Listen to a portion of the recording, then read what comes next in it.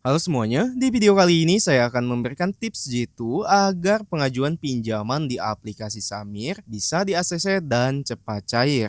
Karena kenapa? Pinjaman online Samir ini adalah salah satu pinjol OJK yang bisa dikatakan sangat susah sekali untuk dicairkan. Walaupun kalian sudah memiliki limit pinjaman, tidak menutup kemungkinan bahwa pinjaman kalian akan ditolak, teman-teman. Nah, hal ini juga yang saya alami saat melakukan pengajuan di aplikasi Samir. Walaupun saya sudah memiliki limit pinjaman, tapi ternyata pengajuan ditolak. Dan setelah saya coba cari tahu penyebabnya, maka saya berinisiatif untuk membagikan pengalaman supaya kalian juga tidak mengalami penolakan di aplikasi Samir. Oke, sekarang kita lanjut ke pembahasannya. Yang pertama, kalian harus mengisi semua data pengajuan secara jujur dan lengkap.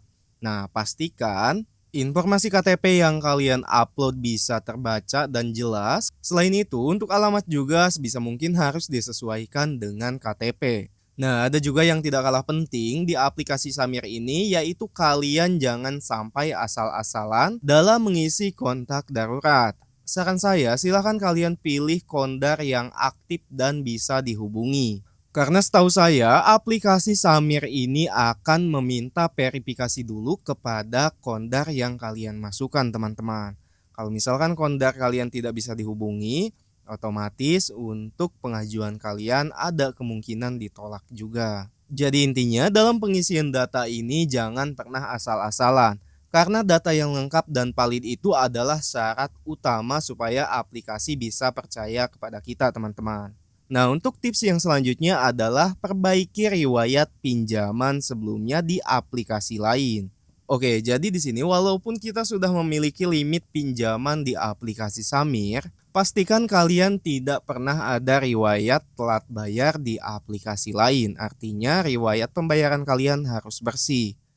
Karena biasanya untuk pinjol Samir ini akan mengecek terlebih dahulu dari histori database pinjaman bersama. Jadi hindari telat bayar di pinjol lain sebelum kalian mengajukan di aplikasi Samir. Karena itu pun yang sudah sempat saya alami, baru-baru ini saya mengalami penolakan pinjaman di aplikasi Samir. Padahal sebelumnya saya sudah memiliki limit pinjaman dan sebelumnya juga saya sudah sempat mengajukan pinjaman di aplikasi ini.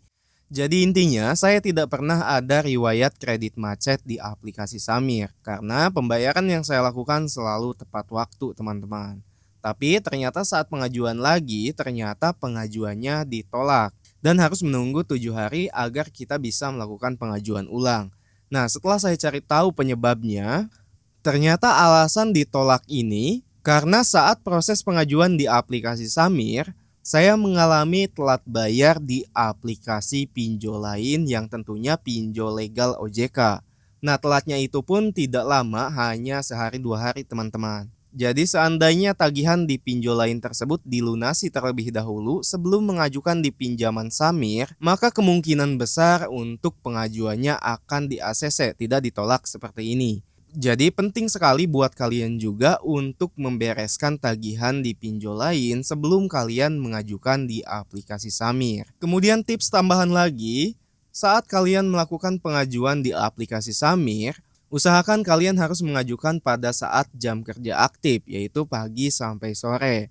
Lalu selain itu, biasanya untuk domisili juga sangat berpengaruh, teman-teman. Jadi kadang aplikasi pinjol itu dan kemungkinan Samir juga akan mengecek lokasi KTP dan domisili terlebih dahulu. Jadi pastikan pengaturan lokasi di handphone kalian diaktifkan terlebih dahulu.